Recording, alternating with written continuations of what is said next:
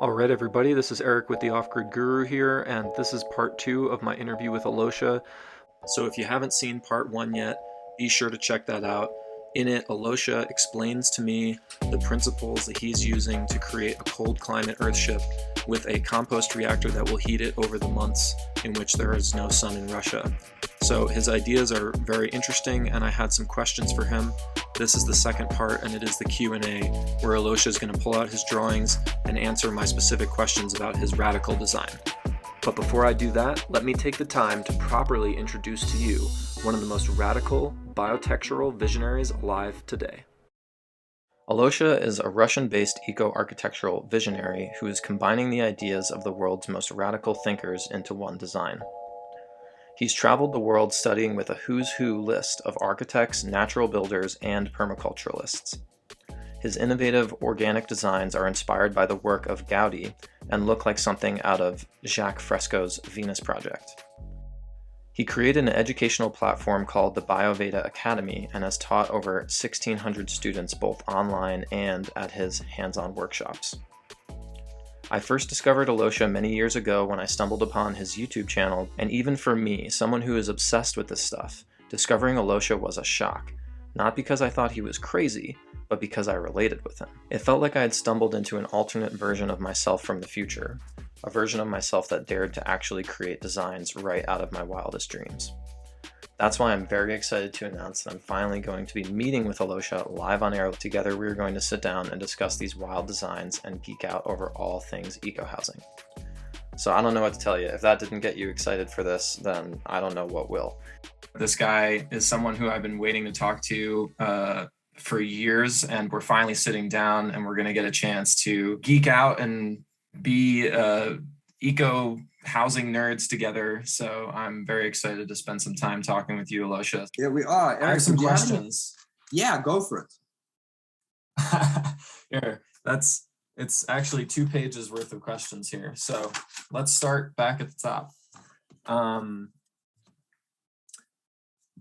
So my main thing with the reactor, I'm gonna try and compile my questions into kind of categories here. Let's start talking about the reactor, and also to update everybody and to kind of consolidate what you're saying. So basically, I know it can be overwhelming when you haven't seen Alosha's designs before. So I just want to say this, that there's a lot of different iterations, but the main concept and the thing that you're working on at the moment in Russia right now is the smallest version prototype of a house that uses a compost reactor to heat itself over those 3 months during the winter when you don't have the sun. That's basically, if you didn't track a lot of what he said, because it's overwhelming, I understand there's a lot, but we've been looking at it and I understand that there's many, many iterations. But where you are right now is you're trying to create a home that is more like a living organism, in the sense that the way the temperature moves through the building is passive, and it's more like the veins inside a living organism, as well as it has a heart, and that heart is basically beating all winter long and providing heat for you in those months that are really difficult for those people who don't trust the passive solar for their climate, such as yourself. And then another thing that you're doing is incorporating sacred geometry and round shapes, not only because they're more efficient, but also because you can use a lot less materials and because of the feeling of the space and all these other things. So my main thing though is reactor. So I want to go back to the reactor because that's something that I have the least experience in. So if you could just touch on, how do you unload and load the reactor, and what else can you put in it other than human manure? Because I understand that human manure is super efficient because it's like in permaculture, it's a closed loop system. You know, the output of our human body is the input of the system that creates. I get that, but for people who are turned off by the idea because of the inclusion of human manure, what other manure or what other nitrogen based Eric, thing can you add? Yeah, it's a good question. First of all, you know, when people think of human manure, they usually think of 20 5-gallon buckets that you have to unload every time it's full and carry the smelly thing to a compost pile.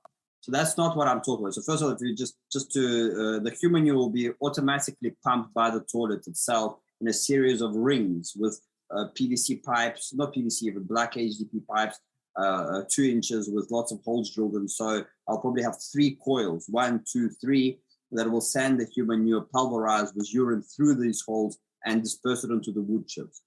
Okay, the human manure doesn't need to be there. It can be animal manure or wood chips of freshly cut wood. Wood chips of just freshly cut wood with a little bit of water sprinkled onto the, will give you the same 70 degrees Celsius. Because in a freshly cut wood, there is already nitrogen and carbon. So it will work. So you don't even need to do that. Alternatively, it's grass clippings. I'm sure you guys, maybe if you lived in the city, sometimes they throw the grass clippings in these black bags. And if you're like a permaculturist like me, you'd go and grab them on the side of the road. Now, if you stick your hand in a bag of green grass clippings, you might burn yourself. It's really, really hot. So without turning, it just gets hot because the process of bacterial, there's a thermophilic bacteria there that's happening. So it's just, so if wherever you are, you don't have to be anal. I mean, like people are like, I want to build an Earthship. And that's why I have a problem with people saying I live in an Earthship community and I'm only allowed to build with tires. Because for example, if I'm in a, and maybe it's perfect for that climate and it's great, but for example, if I'm staying close to the city and I'll just be wide with materials, I might have access to a lot of polystyrene from the local town. I can drive with my truck and collect a shitload of polystyrene. So with a simple tool, there's a guy online who showed with a lawnmower, I can pulverize into little pieces and mix that with aircrete and have the most amazing insulative blocks, huge insulative blocks poured, insane insulation, okay, for free, literally almost free, okay? So, you know what I mean? But if I'm in nature, I have a lot of straw. So having straw bales would be give me an amazing insulation. So you see how we need to be flexible.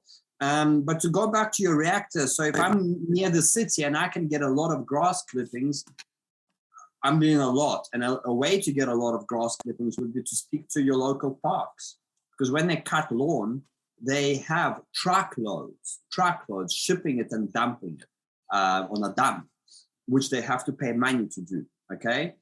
By asking them to bring it to you, they will gladly gift it to you free of charge because a lot. I have videos online. I had about 5,000 bags of mulch arrive for 2 bananas, and that's it. I gave the drivers a banana each, and they were like, "Sure, man." They were cutting the grass in the park, and I said, "Please take them here." And they obviously saved that cash that they had to pay to dump that stuff, so they came with a smile. So that's how we can use grass clippings. I'm in an area of a lot of logging activity. It's a bad thing, and that's why I'm designing a terrarium that will not use firewood, or maybe at most a little rocket stove that I can use a bit of twigs just to back up some heat. Sure, I'm not denying the fact that I'll have a little backup stove in case, but obviously the aim is to be fully without fire, without burning anything. That's where the aim is, you know, but I'm staying sane. I don't want to freeze my nuts off in the middle of winter. But so here's a lot of logging activity. So I can get wood chips for literally almost free. Just the cost of delivery them here. So that's thing. What else? Leaves are very great, but leaves are like a lot too. And to answer your question, how I'm loading, so that tunnel, I can't see it now maybe, but I'll show you this drawing. I'll try and set up the camera quickly from the top later, but I have a tunnel here, there, and that walks them through. That's the back berm. So I have an entrance to the tunnel into the reactor. That's the new design, by the way. And to load them, I'll be loading them from top. This is a side view of the same. So this is the lesson I recorded today for the students. So there's the sauna. I decided to basically, here's a little ferrocement dome. Sorry, I'm like struggling to see. Yeah, here's the ferrocement dome. Just same as the toilet, the tire toilet in an Earthship. You remember it has a little shallow dome. Yeah, and then they have a floor on top. Same story. A little dome, because you can now go this thin, or wooden beams, but the price of wood is going up. And again, I don't want to use too much wood. So basically, I'll have a little manhole here, just like the same way in my underground water tank, which I still haven't shown you the video of everything I built in Africa. That's and there's a tunnel. There's a tunnel through the back berm. This is a very preliminary drawing, guys. This is just, I drew this today. There's me, my size. It's my exact size in this 2-meter tunnel. So that's how I'm going to be. So to take away the stuff, I'll walk in through the tunnel. To load the stuff, I'll go in with a wheelbarrow. I'll make a gentler ramp up, and I'll basically go through the side. Yeah, because this is just a slice through the middle of the house. And I'll ramp up, and I'll have a little opening thing here, and I'll put it in there. The reason that the reactor sticks out is because if I keep it in, I'll forever have a leaking issue. So that's why it's sticking out. So that's, but there'll be a hell of a lot of more details. As I said, I'll be making these drawings into professional blueprints in the next 9 weeks, during the course of 9 weeks. And we started already. So loading the stuff will be through on the top. Obviously, it's the easiest, just piling and piling. There'll be a couple of, so for example, if you're wondering, yeah, but what if you have all these pipes running there? You're crazy. I'm going to keep it very simple. So for example, if I'm going to have water pipes, I'll connect them to a typical mesh.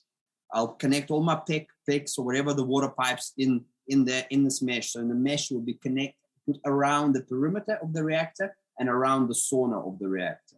And that's it. So when I take the stuff out, I don't have to go through all these hundreds of pipes and shove a spade into a pipe and have a burst of water. That's if I have water. If I have air, I'll have a few pipes at the bottom and a few pipes on the top, because hot air rises. So that kind of thing, you know. And my human manure, I might just even have just one pipe or one thick pipe on the top, because human manure is liquid, will go down. So again, these are the experiments I have to do, and that's where I am now. I need to. I'll probably run a crowdfunding campaign. There's two versions to build this. Either have a crowdfunding campaign and gather about $40,000, because things in Russia are much cheaper than America. The whole thing will cost me not more than 30 grand.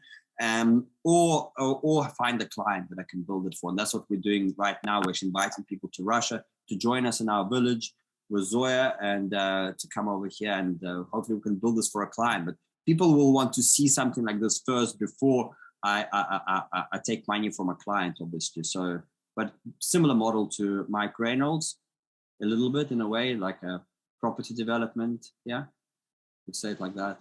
Mm-hmm. Okay, so one thing I'm thinking immediately, first of all, what did you mean by you would get leaks if the wall was, what was the explanation with the leaks? If I have the reactor, because you'd think, but why did I stick it out so high? You know, because this is really high. 2 blocks is 1 meter. So it's 1 meter, 2 meter, 3 meter, 4 meter.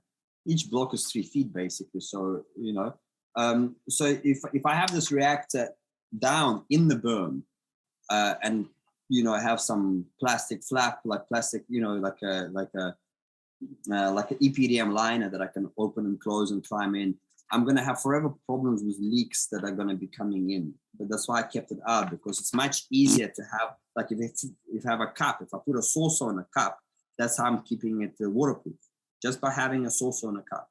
If I have that cup in the soil, I'm going to have then I'm going to have problems, because as the rain comes off the berm and the snow, it will all go down, and I won't be able to sometimes even open. You know what I mean? I just want to avoid any leakage problem. Yeah. So it was, did you say that it was, that was the living machines? Sorry, I'm trying to figure out with my notes here, which of your teachers that invented this idea, or not invented, but obviously, I mean, first of all, this is just physics, people. Like, I have a funny story about, you were saying if you stick your hand in the grass clippings that you could burn your hand. So what you were talking about is completely accurate, by the way, how easy it is to get your hands on grass clippings, wood chips, sawdust, things like this, leaves, especially, you know, in areas that have deciduous trees, like where I grew up in the Northeast in America, in the New York State area. You have tons and tons of leaves, leaf removal everywhere, and also wood chip removal because there's lots of trees. And so there's actually a summer camp where I grew up that had a contract with one of the local tree services, and they would have the wood chips dumped in the same place for years and years and years, you know, 20, 30 years of wood chips all building up in this one spot. And it had always been a question of whether at any point that would get so hot, because the piles would steam, the fresh piles. As they added piles on top, you would see the fresh piles steaming. and you Or could it can feel catch on the fire. heat if you, I can yeah, show you a could picture where feel the the whole, heat. yeah. No, but this is like, I'm talking years, dude. They terraformed a whole, they basically buried wood chips so much that the trucks were eventually driving on only wood chips. That's how much land. And then the whole thing went on fire at one point and burned down. And it was like, they had to watch it day and night for weeks as this thing burned. So, you know, if you're wondering whether or not, because this is just open, you know, and they were also suppressing the fire by, you know, the fire engines were there. Every single fire department in the area came and did shifts, and they had to have someone standing there making sure that it didn't burst into flame and that they sprayed it down again. So, you know, the power is immense when you're talking about this compost reaction. And I was just trying to get back to where you learned it and what teacher you learned it from, and also if you have calculated the area. Jean Payne Yeah. composter. So, Eric, and I haven't calculated. I'm just going like, I want to like, it's pretty big. The reactor is 1, 2, 3, 4, 5, 5.5 meters. So that's 17 feet or so diameter with a sauna in the center. You know, it's kind of like I have to build it, and then because a lot of people give me a lot of different information, I'll make it like this size, make it like this size. And I understand a lot of these people are very theoretical. They're sitting at home and telling me, you know, I have to build it so I can say, no, that's too big and that's too small. You know, and another thing I'm doing is now I suddenly have because it's only, remember from the top you see it's only half, but when it gets past this line, it becomes a full circle. So that so now it becomes a full circle. So now I can put another greenhouse on top. And any heat I lose from here, because heat will rise, I can have in this greenhouse to tap into that heat. This is how we stack functions in permaculture. So the guy learned it from Jean Payne. I believe he's dead already. And yeah, you'll find Pain, Jean, Jean. You'll find him. And he's got mother piles. His parents used to own a logging company, and they had a wood chipper that connected them to the tractor.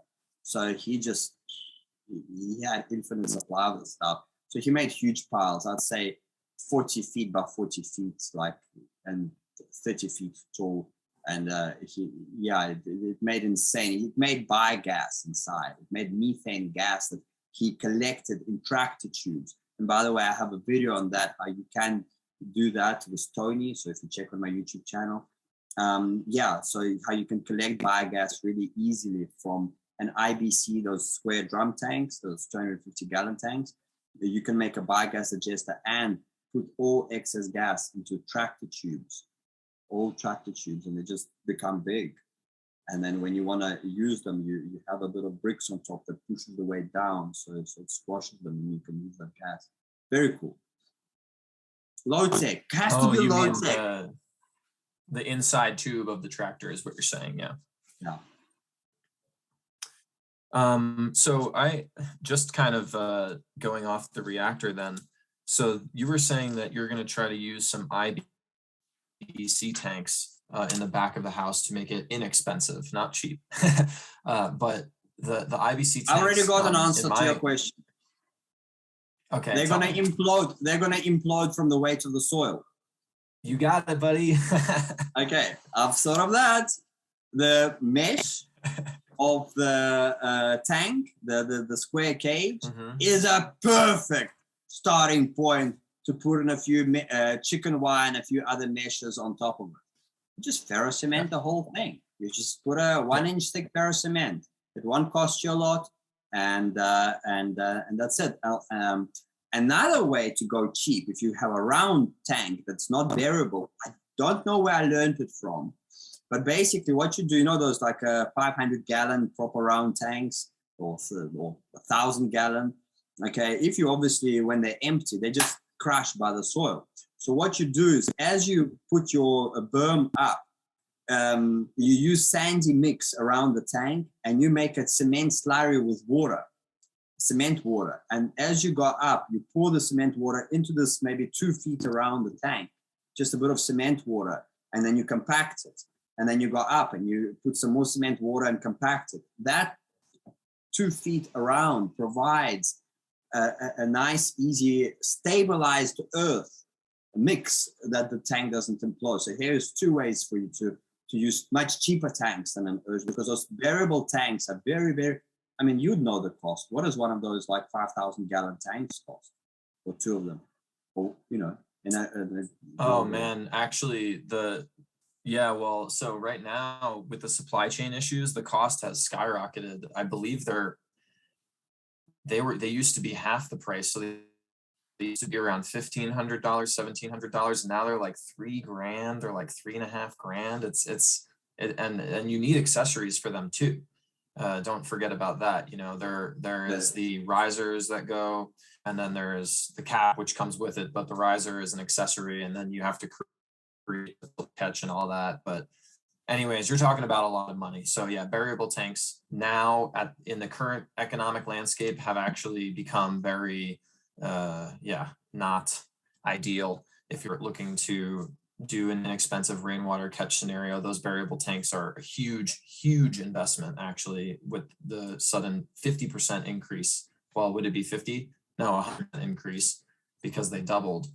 And the wood went up, I believe, tenfold last year. The wood went up tenfold or something in the last 2 years. It's really and Russia just stopped all their export for raw material. So these beams that you're seeing here, you can't get them anymore. Russia will not export raw material. They've just put a ban on it 4 days ago. You can only export wood out of Russia if it's processed here into planks and plywood. You cannot take logs out. Last week, there's 30 borders around Russia where you could export, 30 borders just to Europe where you export. They closed them all down 4 days ago and they left one. And you're not allowed to export your raw material anymore. So you can expect an increase in price, another tenfold over 2 years. So we're looking at a hundredfold increase in price over a 5-year period. So wood is going to be which is great. It's bad for the builders who want to use wood, but it's great for our forests because, you know, it's catching up. It's becoming a problem with the amount of fires we had in Oregon, the amount of fires we had all over America, in Russia, Brazil, the corn, the soya, everything. We're losing forests. And one of the other reasons I'm developing with Solarium, Eric, is I'm expecting some really wonky weather. We just had snow in Turkey, okay? A lot of snow and very cold. You see palm trees. So I'm expecting in about 10 years' time to be the weather of apocalyptic proportions. And I'm not to put fear, and I'm not fear-driven, but you got to be prepared. So I'm developing homes, just like Mike Reynolds, that can ship the sails of time, that can sail the ship of time and be safe and fun and cool, because you're gaming this thing. It's buried, it's temperature stable. The 5G, the EMR radiation is so high. We're developing materials that we can add into soil. Not even developing. I mean, I'm not going to give you fancy words. You take metal shavings from a local metal shop that are lying for free, those curls that turn sometimes blue in color. You know what I'm talking about, from a machine shop. You take a few of those and you pack that with some soil, and you put that as a top layer. That's a Faraday cage. Will stop any electromagnetic radiation from coming in. We're using biogeometry, so it's not just that. Ibrahim Karim, research biogeometry. We're using very special tech in our homes to stop. So there's that 45-degree angle. That 45-degree angle there on the top of the greenhouse. That 45-degree angle is proven. If you go to biogeometry.ca, you'll see how they grew potatoes in Red Sea salt water, just by having a little wooden shape made with these 45-degree angles pointing towards the pot with the potatoes where they were growing. So we're going to be using biogeometry to stop the harmful effects of electromagnetic radiation. But that's a whole separate lecture. And I've attended a 1 week long workshop in Belgium with biogeometry master. So research, please, Ibrahim Karim on biogeometry. So there's a lot of methodologies that I'm putting into here. John Todd, you want to know about living machines. So John Todd is a wizard. They're able to treat radioactive waste with fungi and aerating the water. So basically what Mike Reynolds set us a really good foundation on where to build up onto, and he's made some breakthrough technology. So we're really picking up on 50 plus years of Mike Reynolds research and taking it further. Like he gave me all his drawings for his Dynasphere. I've got all his not CAD drawings, but the PDFs of very precise CAD drawings of his Dynasphere wind turbine. So Dynasphere is very much part of this design, because it works. So we're taking what works and we're tweaking or changing what doesn't work. Very much specific to our climate and area. All right, I started to punch off the stuff on the list here that you're addressing. So let's talk about, first I need to know, what is the material for the geodesic dome? While we're on the conversation of sacred geometry, geodesic domes are a mainstay for you, but if that's all glass, that is not $30,000 house. So what is the material? Okay, first of all, the triangles are very small. Okay, so the glass can be cut in-house by yourself. Okay, so I know things are costing a lot more in America, and this house will cost probably twice as much, but I don't have a lot of glass. You must remember that my geodesic dome is tiny. I'm having a fraction of the geodesic dome. The geodesic dome would be that. I'm using an eighth of a geodesic dome, or 1/6 of a geodesic dome. And sure, those wooden struts are made of possibly reclaimed wood that you can get from construction sites. Maybe, you gotta, Eric, if you want to build this house cheaper, you can't go into a local hardware store and buy wood, okay? There's plenty of wood that you can get from demolition sites and so on, and you get some beams, you put it through a miter saw, you get those angles, you make those triangles yourself, you put the triangles into pentagons and hexagons, and the glass is, again, you can cut the glass yourself because it's small triangles, and you just use them double pane, triple pane for your thing. But yes, the cost replacement is that you don't go to the shop, you don't order, please make me a triple pane glass with aluminum and rubber seals in between. You can't do that, of course. You gotta watch a couple of YouTube videos. We're gonna have an extensive course once I figure it out. But yes, the wooden frame, and of course it's going to be alternate. It's going to be have the metal work of the Earthship, the tin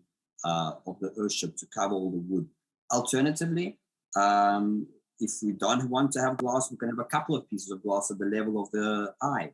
You don't have to have all glass. I'm just thinking this right now. We don't have to have the whole glass. Why must I have glass up there to look at the sky? I can have just one triangle if I want to see the stars, or go outside. So I could have the glass to the level of just above my eyes so I can see the nature around, but then I could have the polycarbonate all around, the guys to research the growing dome. Polycarbonate triangles with seal tape and some roofing screws with those caps, and boom, finished. So I just thought of that now. So as you talk through, as you think, as you get the quality of your life depends on the quality of questions you ask. So your quality questions are breeding some revolutionary thinking that I'm sharing, and that's how I think we need to collaborate. Eventually, all of this is open sourced. Sure, I want to make a little bit of money to build this thing, but I'm writing a book. The PDF version would be, available for folk at a very, maybe even a donation basis in future. But yeah, we've got to share the information. It's what is to hear about. Yeah. Hey man, I've cut glass before. I was just trying to ask these questions because I know it's what people are thinking. And actually one of the things that when I showed your, the T9 design, right, which is the smallest with the geodesic and then the earth bag dome behind it with the wetlands in the front, when I showed that design to a friend of mine, he went, oh, and this is someone who knows about geodesic domes. He's invested already a little bit into importing some domes that are prefabbed. So he had the idea of with what they do with Pacific domes. Pacific, obviously we know all the dome companies. We're both total dome. I brought a Pacific Domes. I brought their manufacturing expert to South Africa, And we were making Pacific domes for 5 years with their covers. I've got all of their cover designs here with Asha, who's a good friend of mine. So yeah, I know Pacific dome. So yes, you can make it out of PVC, of course, and that's much cheaper. We can make it out of metal pipes, way cheaper. It doesn't have to be wood. I still got the tooling to make the geodesic domes as per the Pacific Dome design. It's lying in South Africa. It can do one dome in 1 hour, an 18-foot dome in 1 hour. So on a press, and I had the press. With metal tubing. Yeah, and I had the press. I sold it. This press was half the size of this room. It was 2 buttons. It used this tooling, and it punched. And you feed the pipe from one end, and because it's rounded on one end and so it rounds it off. It cuts it and punches 2 holes and puts a letter and a number of your choice on each pipe. And does 1 pipe per second. So I've got the tooling lying around. So if anybody wants, please grab it. But man, I'm sorry that you had to leave your press behind, dude. I wish that you would have been like, geez, we would have been crazy if you still had all that. I mean, man, to be able to build the struts for the geodesic structure. So what I really want to know from you then, because you had the Pacific Dome expert come, is how could you do it then? So for example, I've cut glass before, but also I'm very multidisciplinary, good with my hands, all these things, right? So I'm not even going to get into glass cutting right now, but it is relatively easy if you're willing to break a few pieces, and that's just the way the cookie crumbles. You know, all it is literally is a small tool that you just drag your hand across the glass, and then you just give the glass a little nudge, and it splits where you've drawn the line. So there's not really much to cutting glass, and you can get old glass windows from old barns and things like that. You could get just the single pane of glass raw material, which is going to be a lot less expensive than a double pane. But what you're doing is not only are you having this geodesic structure, you're also using a lot of polytunnels, right? So the material for the polytunnel, and also the marine fabric, right? Is there a clear fabric that you could use and you could heat it from the inside and it would shrink down onto the geodesic if you wanted to? If you had the struts up, if you just had the framing for the geodesic and you wanted to get yourself protected from the elements so that you could be working and heating the house from the inside over the season, for example, just quick. You know, I'm not talking about the smallest design you have where everything would be done in one season. I'm talking about, let's say a family is working Eric, on the weekends and they're slowly building. Yeah. Even my smallest design, you saw how far I got to in one season. I had a foundation finished.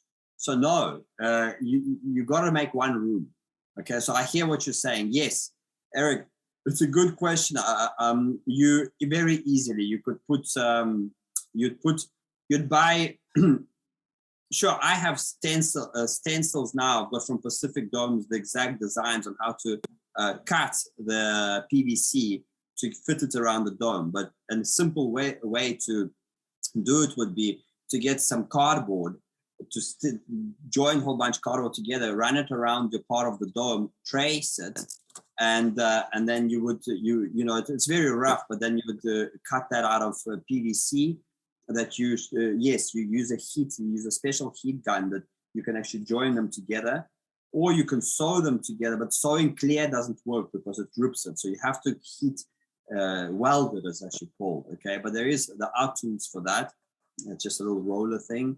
So you can join it, and then you can have this greenhouse attached to it, so you can have clear and wind protection. And it's pretty strong, so it will work. So for the first season, you could do that. But I really want transparency at the eye level of the geodesic. The main reason the geodesic is there is so I can look at my food forest garden and beautiful nature that I see outside, because polycarbonate is semi-transparent. So that takes me into the tunnels. So the tunnels, and I'm going to direct you. I've posted a link in the Bio-Veda group, but tunnels made out of these flexi pipes. You won't believe it. They're about 2 inches thick, but you attach them to the straight wall, flexi pipes, and then you stick you hammer a metal pipe in, and then you take another flexi pipe, the piece of the same flexi pipe, you cut it along the edge, and you fit it like this. And then you stick it in, and then you have this flexi pipe. It's so simple, you're gonna laugh. And then they connected it all together, and they made this curved greenhouse. I think it was for $500. It's something stupid. And then, of course, the polycarbonate goes here, just screwed onto this. Eric, you have to, I'll send you a link for this video. Maybe do a screen recording of a minute and just, stick it over what I'm, just so you can get what I'm saying. You're going to laugh when you compare that to a typical Earthship path. You're going to laugh. So how can we get this thing approved? As I think we need to keep them small. We need to make sure that the greenhouse is not classified as a permanent structure. It's classified as a temporary structure. We got to work with our plumbing. Maybe we'd lose our plumbing, and there is a waterfall in our wetland, and a waterfall in our wetland heats from the solar geyser, which just a few pipes on top, black pipe. So we're having a waterfall in our wetland that you can stand under, have a shower, and step up, and that runs through the wetland, and then that water comes back through a biochar filter and goes around and around and around. So now suddenly I don't have any plumbing. What plumbing? I've got a water feature, but authorities don't have to know that you're showering in that thing. A compost toilet. So what toilet? I don't have any plumbing. I don't need a septic whatsoever. There's none of that. So I don't know, we got to think of these things. And then your main structure is under 200 square foot, like I was showing you, that tiny design. And maybe you have two of them.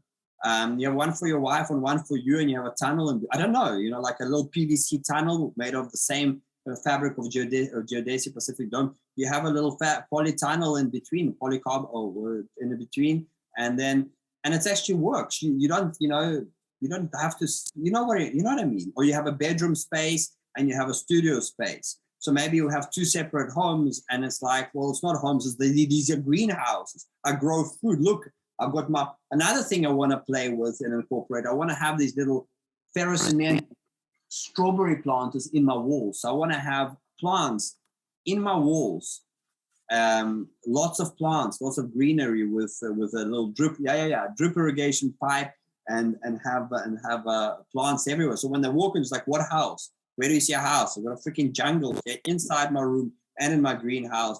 They'll walk out of that, but where do you sleep? Well, I mean, what? I can't, you know what I mean? But at the same time, if your country does not let you sleep in your own thing you build, one's got to consider whether you're in the right place in the first place. So that's why we are calling people to Russia. And I know it's a scary thing, but yeah. Let me ask you this. So first of all, I need to tell people about this because this is great. So what Alosha's talking about, because he just like bulldozed through this. So let me just back up.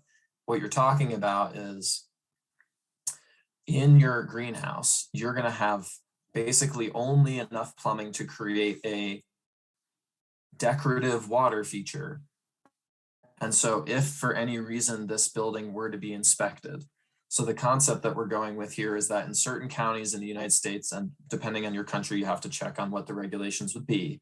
But a lot of times there's a technicality in the code, and the technicality in the code is that greenhouses don't count as permanent living structures, and a structure that's below a certain amount of square feet that has, for example, only a composting toilet also doesn't count as a livable structure. So in theory, you combine the two. If you don't have, yeah, exactly. In theory, if you have so in your Brazil build, this is what I believe you have in your Brazil build, is you have that spiraling wall that comes up to a top point, so that when you walk into the spiral, you eventually are completely covered and it's private. And are you going to do an outdoor shower? Is that what that spiral wall in your Brazil build is an outdoor shower? So it's as simple as that. Literally just all you have is you have a shower head, and it's in your greenhouse. So it's in a very nice setting, you don't even need to have, wait, Eric, I'll pause you. You don't even need to have a whole spiral build.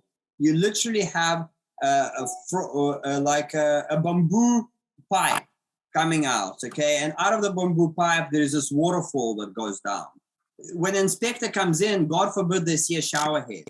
They're just seeing a bamboo pipe and it's a water feature. They're not seeing any shower heads. In fact, they're not even seeing any knobs. Yeah, exactly. You might have a little knob there hidden that you turn a bit up and then gets more hot water from the solar geyser above. And that's what I'm saying. But they're not seeing taps, they're not seeing pipes, and they're not seeing shower heads. And that's the same place that you could walk. you know, that kind of thing, that we can wash your hands, for example, or you have something. Yeah. Exactly. So it's a super simple structure. It's a grassroots structure. It has a water feature in the greenhouse, and then when the inspectors leave, you can always repipe that because they're only going to show up anyways one time. You just reconnect, and then you add the shower head. If you want to still have the hidden valves, that's fine. You could do it and get creative with it however way you want. But that was one of my lingering questions. I was like, damn, that's a really big herb spiral. I was like, you're going to plant all the way up to 9 feet tall, whatever herb spiral. And then I realized that was probably the shower you were talking about. And I wanted to. So a typical Earthship wetland, but you'll have like a flagstone that you stand on with some stones around. And those stones and the flagstone is the first part of the Earthship wetland system, which is called, what is it called? It's got lots of gravel. Botanical cell. Yeah, but it's the first one. Botanical cell. Yeah, but it's the first one that allows the reception cell. Yes, it's the reception cell. You're standing on top of the reception cell. Aha. So okay. Oh, that's smart. So let's talk about it then. Why do you call what is the difference in your experience with the botanical cells in the Earthships and the wetlands, constructed wetlands? Because you use those terms. Same thing. Botanical cell is Mike Reynolds' term. Constructed wetlands is the permaculture term, but ultimately it's the same thing. I think botanical cell implies that it has a layer of sand, that the water outflow is just below that, and that it has a layer of soil that you plant your roots in. The wetland, maybe it won't have the sand; it will just have the gravel and the soil on top. I think that's the only difference, but the tech is the same. Yeah. So in the Earthship, well, first of all, let's just clear the slate here. It's not even an Earthship concept. It predates Earthships. It's a concept that's used widely in the industry for industrial wastewater management. So the materials that we often talk about are basically very thick pond liners. It's called EPDM material, and you line ponds with it. A lot of times those ponds are, especially in America, that's big money. That's big business. The company that gets contracted to construct one of these constructed wetlands for wastewater treatment is making big bucks, because those things EPDM is very, very expensive. If you're not going to be drinking that water, and sorry to intercept you here, but Eric, as we talk about different things, I've got to find you alternatives that I figured out. The banners, the PVC banners from billboards that they throw away after an advertisement campaign is over is a fantastic liner for a wetland. Fantastic. So you would check it on the sun for any holes. Interesting. Yeah, I've used it on my giant wetland for the pool, and it worked. It's a fraction of the price. I paid $100 for a thing that was like 40 feet by 30 feet. It was really, really cheap. You could make maybe 3 wetlands with that. EPDM is very expensive. Yeah, so let's just back up here. Hold on. So is it vinyl? What was the material? It's the same stuff that Pacific Domes uses to cover their domes. It's polyvinyl chloride. So if you're not going to be drinking that water, it's just for gray water, you would be silly to use EPDM liner. But one trick, EPDM liner can be put straight onto soil, and that's why Mike Reynolds uses. So if he's got a little rock or something, it doesn't tear it. Yeah. Okay. The PVC is much more brittle. It doesn't like rocks or sticks. Yeah. So what you do is the following, and I have it in my Bio-Veda course. All of these I've made 9 different wetlands inspired by Mike Reynolds. I made 9 different wetlands for gray, 3 for the pool. 2 of them didn't work, and 1 of them worked. 1 for gray water, second one for gray water, and 1 for my sewage and biogas digester with fire. But basically, you go to a carpeting company, and carpeting companies strip old carpets to put new carpets. And they have a huge bin outside, which they dump all the old carpets. And they'll be they'll bless your soil. If you could grab as much carpet as you want. So you take this old carpet, you line your wetland botanical cell, and then you put your PVC liner, and it works like a bomb. Or you use plastic, the foundation plastic, 3 layers, same thing, but also with the carpet. That's how we get that's how we're starting to grow from $400,000 to the price that I'm talking, Eric. Yes, it's definitely not using a PDM liner. It's definitely not ordering triple pane glass made spec to you. Yes, it's being creative. Sure, maybe your not whole dome has glass, but you're just to the eye level, and then it's a polycarbonate like grow domes, research grow domes, beautifully made. Polycarbonate over wooden structure. And maybe it's, yes, reclaimed wood. Sure, you might need to spend a bit of time. If you want to build a home without climbing into debt, it would mean you need to get a little truck bought, a little secondhand truck that you could get your polystyrene from local town for free, get reclaimed wood for free, go to tire companies. They'll pay you sometimes $50 to $1 to remove one tire. So you'd get paid for your petrol to remove tires from a tire company. That's what I had in South Africa. They paid me money to remove tires. They either pay it to a big truck to remove once a month, or they pay it to a guy like me who keeps on coming and taking some big tires. So you got to be creative. You got to be bold and creative. So this is what I think this whole conversation is sprouting some ideas. But you've got to think alternative. You've got to think like a permaculturist. In permaculture, in nature there is no waste. Someone's waste is always someone's resource. I'm getting goosebumps. My hair is standing. So yes, you've got to think like that, So yes, a bit of planning. A bit of creativity and planning. Ingenuity. EPDM is so heavy, man. EPDM is so heavy. I know that you're all on the recycled material train right now and you're feeling it, and I'm happy for you, but I just got to say, EPDM is so heavy. EPDM has like literally blown my back out twice, and it's just a for sure way. Like what you're talking about with getting a truck just so you can go pick up some used materials, like that's nothing on EPDM, guys. EPDM will bottom out the suspension on your truck like nobody's business. You're not prepared as an owner builder for the day where you have to go get that EPDM liner, and they're like, actually, we don't have it in 50 feet by 100 feet. We have it in 100 feet by 200 feet rolled. Thick EPDM that we're going to have to take a crane or a forklift and drop it onto the back of your truck. So now you have, I don't even know what the weight is, and I'm not going to pretend to know what the weight is, but it's like probably half the weight of your vehicle. And then you have a problem when you get back to your site, and now it's 2 of you, and you have to get that roll off your car before tomorrow morning. Yeah, exactly. It's very expensive. I think the weight is one of the problems. I paid so much for my wetland, for my pool, for EPDM line. I think it was like $2,000-$3,000 for a piece of EPDM.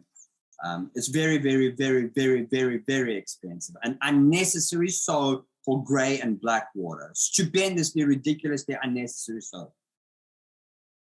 If you can get black water, you wouldn't use it. Yeah, but if you can get a free or a $50 sheet of PVC that you could use, that is a fifth of the weight of EPDM, it's a 50th of the cost of EPDM. And with a carpet that you can get for free, secondhand carpet, you can use it just like EPDM to keep your botanical cell waterproof. Why the hell not?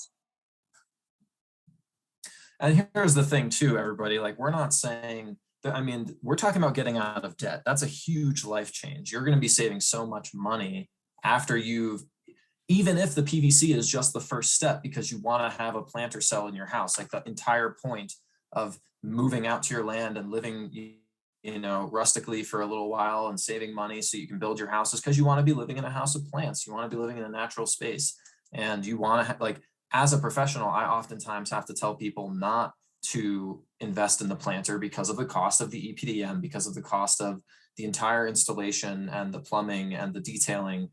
You could just have a different system in your greenhouse you use to plant your plants in. You don't have to have an underground dug 6 feet EPDM lined, special reception box with a filter layer, gray water pump board. I mean, we're talking about a system that has been engineered to the T.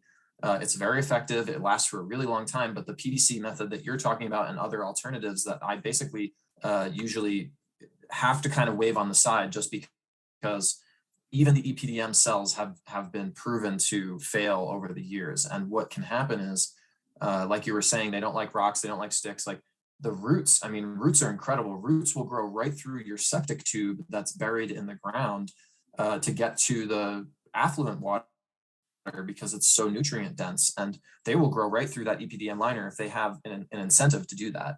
And also you can never guarantee with the EPDM that the installation was done properly, or that somebody didn't walk with a sharp. Somebody didn't walk with something sharp, and for one little hole, you'll guys, one little hole, and you will dig that whole thing out with 5 truckloads of gravel. And I've done it. Oh my God, I made some stupid mistakes before, but I don't know if we have time for this on my pool wetland. But I used this banner that I spoke of on a huge wetland next to my pool. And I wanted to test if it got any leaks. So I poured the water in, and all my very intricate network of pipes for the natural pool cleaning, there's like loads of pipes, all floated up. And then I started putting gravel in. And then, push the pipes down, and all my joints started to come off one by one. It was just crazy. I had to empty that wetland with 5 truckloads of gravel. It's insane. You know what I mean? It takes some months to do that. You know what I mean? You can't. Yeah. So one hole and you're stuck. But Eric, the banner material, even if you have to use 2-3 layers of it, is very, very strong. Have you tried to tear a Pacific Dome's cover before? Now, if you use 3 layers of that, it's cost you nothing. You've quadrupled it. Quadrupling PVC will be way stronger than EPDM liner. And then you have a carpet, and you don't have any effluent water that the plants can go towards. And the carpet is very strong. Hey, get a nut. Use 2 carpets. It's free. Line the hell out of your thing, but 1 carpet is usually enough. And listen, if PVC is not exposed to the sun, it does not degrade. It does not degrade. So I would say that it will last a long, long time. 4 layers of it, there's no way in hell, and your root will tear that up if you did the thing with the carpet, and and you've been careful. You take your shoes off, obviously, when you work inside. If not even, I mean, it's very strong. Make sure that you don't have. Why take shoes? Because sometimes you work in gravel, stones get nudged in our boots, and that can tear, not the shoes, So if you're careful with it, once you got a little layer of gravel, then you can walk anywhere. But when just meet there. So he's taking that precaution, I think, and that's why the owner built home is, every single part of there. If anything has to ever go wrong, you know how to find a problem.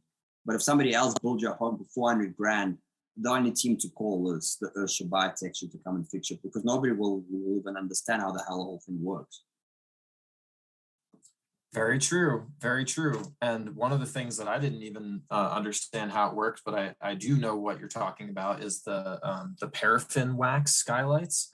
But I just am curious, because where are you sourcing that from? So where are you sourcing the skylight that opens when it gets too hot? Because the wax will turn so liquid, first of all, basically. You're not sourcing, so you would make a little wooden frame, so you'd have a little door hinge, and you'd have a little paraffin little thing, or you can source it. You can go on Amazon, you'll find it in 1.8 seconds. A paraffin piston? Are you saying it's a piston? Like piston, a window opener, automatic window opener for greenhouse with paraffin. You'll find it. It's got no wires, none of that. I think it might have them different for different temperatures. So different material, like different types of paraffin inside. One for 70 degrees Fahrenheit, one for 100 degrees Fahrenheit, something like that. And you'd buy one for which, I would go, I don't know, I'd go probably for 40 degrees Celsius at the top of the greenhouse. There's something else I didn't mention. On top of the greenhouse, I have a giant pipe, a steel pipe. You can see it. So it's a 1-foot pipe, and that takes all the hot air. out and channels it down. But again, I want to get away from, I want to keep it as simple as possible because all these pipes also cost money. So if something else I heard is if you have one pipe at the bottom of it underneath the ground, and you have gravel, and you have another pipe that sucks the air, then you don't have to have all these pipes underneath the ground. The air can just go, the hot air can just go through the gravel and then be sucked out. So I'm looking at this tech. So what's stopping me now is actually just having a little bit of finance that I can actually just make a brutal little version. Building myself is very slow, so I do need to hire one or two guys or have somebody come and help me build with me. But people are like, I don't know, people don't want to build for somebody else. So labor, like your idea of, well, why can't you get like 30 people, give them some beer and pizza, Eric? It doesn't work like that. And Russia's season is so short. Nobody's going to come for beer and pizza and help you pound tires. It's like, we need to get away from fantasies into reality. And I'm sorry to say, but that's a fantasy. Nobody's going to come and do that. Hey man, it's an American dream, but obviously you're over there in Russia and it's a different situation. So in the winter, you don't have as much sun. And I'm wondering about the solar tubes, because you were mentioning in part of your convection system that uses radiant tubing, whether it is using antifreeze glycol water mixture or if it's going to be using air. That was what you were just saying, is you're like, oh, how can I do this? And what I'm wondering is how do those solar tubes work in the winter? Because part of the updraft, part of the necessity for creating convection so you can have a passive system is hot air rising. So if the solar tubes, will there be enough sun even when you have overcast days in Russia? Okay, so when this because I know there's still days, sun coming through, it's just not an intense sun. No. There's no sun coming through. It's, first of all, it's 11 degrees off the horizon because we're 60 degrees north. So the sun is 11 degrees. So there's my hand. It's like, it's just there. It's so cold. It barely gets up behind the trees and it's overcast. So there is no sun. Okay. So the solar tubes don't work when the solar tubes work when there's full sun, and they're like mini greenhouses because they have a polycarbonate in the front and they're reflective like a torch in the back. So the sun comes in, it magnifies because it's a curve. It's a curve, yeah, and it's a curve on the front as well with a black pipe in the center, and it's a big pipe. It's a 1 foot pipe. So these are your biggest expenses. So again, sourcing that secondhand, speaking to the road companies or road companies sometimes have offcuts that they throw away. I was able to get quite a bit of PVC pipes, but this wouldn't be a PVC. But I mean, you could painted it black or dark color PVC pipe. You could. You have to be resourceful. So Eric, you would shut the whole system off in winter. It literally works when from February until end of October when you have sun, and then when those days you don't have sun, you would shut it off. There's no suction. As soon as your temperature does not get above a certain temperature in the greenhouse, you stop those solar tubes from pulling anything. Yeah, and during overcast, they wouldn't even work. So you literally manually shut them off. So there's no escape of any air. You don't want that thing to suck even air that's 5 degrees warmer than outside. Then hotter than, you know what I mean? You don't want to lose temperature in the winter, not God forbid. I understand what you're saying. I'm laughing because I'm sitting here just thinking like that shit's not going to work. I was like, in the winter, you can't have those solar tube system active. And then you got to the point where you were like, so we're just going to shut that system off in the winter. And then I was like, great. I'm so glad that you thought that through, because I was just about to tell you something that I didn't want to have to say. That was the only thing. It was like the solar tube. Oh, no, of course they're not going to work on the sun. Yeah, Eric, yeah. Very, very important. I'm really depending on the sun from, to be more specific, from April until mid-October. And that's why my berm is before insulation. Earthship, so it's tires, Earthship, tires, then 3 feet burial, then insulation-ish, roughly. I have the back of the wall made of tires or earth back, doesn't matter.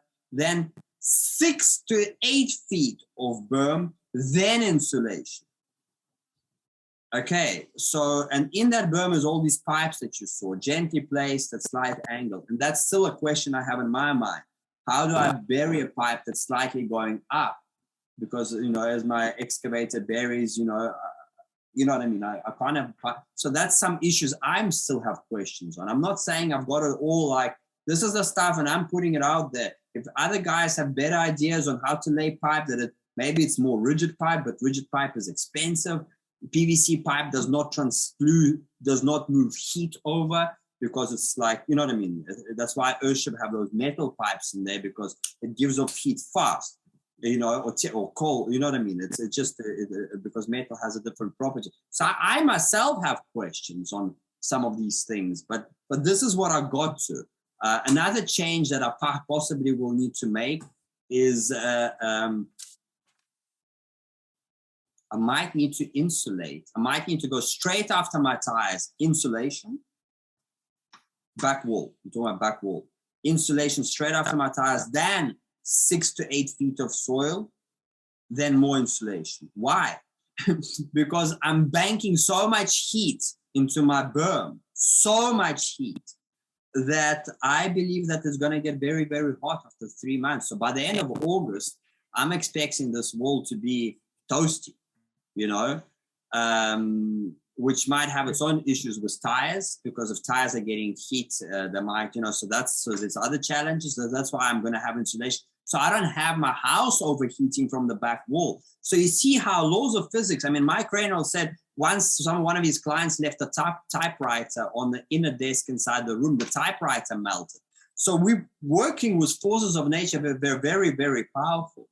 So there's a lot of testing that needs to happen. And that's why I'm putting it out there that, guys, I need help.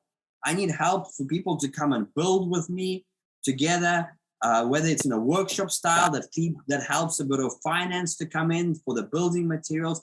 I need help so I can build this home for us, because in 10, 20 years time, we might have the weather is already becoming hectic, and we want to have homes that are low cost, that are home owner built, that are debt free, that can keep you dry under roof and on your land, and stay under the code regulations. So it's like I need help, and in brain power and hands power and a little bit of financial power to put this together, so we can give this over to the future generations. Say, yeah, these are the homes of the future that we're going to build. And I was going to say to you, Eric, it's very important to have plants, because even just having a few little pots of plants on my desk here is bringing such joy to me now. And you must remember that our east, west, and north walls are covered. There are no windows. So I'm only looking at this greenhouse with a polycarbonate structure. I have to have a jungle in there. If I don't have a jungle in there, I have made a failure. So I do want a 6-foot deep wetland, because the deeper the roots, the bushier the plants. That picture of John Todd standing with a giant lily in his hand, he didn't do that in a 1-foot deep plant. Those roots had at least 4 feet of medium to go into. They were probably grown in water, floating islands, but still, roots are very important to have a good space for root structure, abundant root structure. So I would correct you there. I know you were telling your clients maybe not to go from a cost perspective of view, and that's why we spoke of banners and plastic, foundation plastic and carpets. But we do have to have bushy, abundant, lush, dense plants that just create joy in our home. That I'm looking out of my room and I'm like, I'm locked indoors for 6 months of the year. That wetland is the only piece of greenery I have in 6 to 7 months. 6 to 7 months. It's the only piece of greenery. So you got to think of that context as well.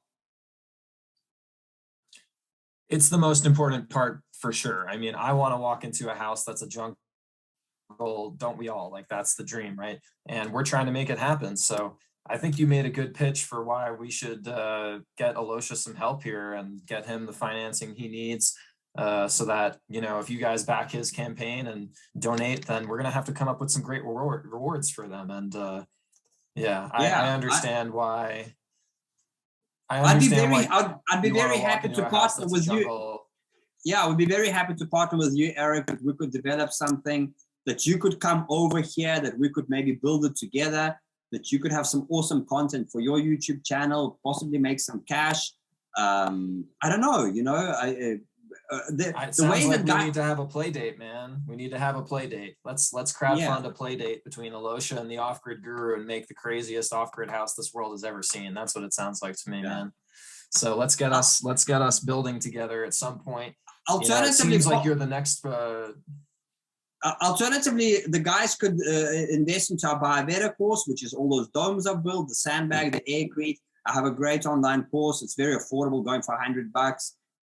And our water course, that's also, $100, and together for $160. Or you can invest into our drawing course that Eric is for now taking, and that we're actually going to draw this Watsalarium and make it into a blueprint. So it's going to be really, really awesome. And I'd like to just maybe, if there is 2 minutes, Eric, just to show you my just the water course ad. I know that people have seen the Super Adobe and the Aircrete. I'm not going to get them any excited on that, but if you could just allow me just to play this 2 minutes video, if that's okay with you. I'm excited to watch it. Your videos are always entertaining and your ads are really funny. So let's go. With all the uncertainties happening in the world right now, having your own source of water is paramount. Water to your taps is influenced by way too many factors completely out of your control, such as the power grid, political disputes, unpredictable weather, and of course the drought. In 2013, a disaster of city sewer flowing out of my downstairs toilet and bath, flooding the bottom of my home 3 foot deep, as well as a river that rampaged out my garden, led me to develop a few robust and simple permaculture solutions so I could completely disconnect from city water grid and build a flood control wall.